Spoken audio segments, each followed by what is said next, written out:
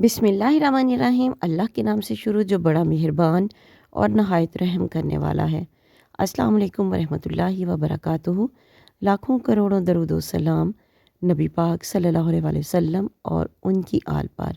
3 अहम मुश्किलात से निजात के लिए आज का वजीफ़ा लेकर आए हैं।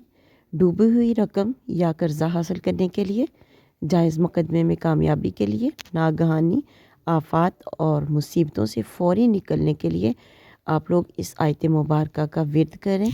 विर्द आपने किस तरीके से करना है ये बताने से पहले आपसे गुजारिश है कि वीडियो को सदका जारिया की नीयत से शेयर ज़रूर कीजिएगा।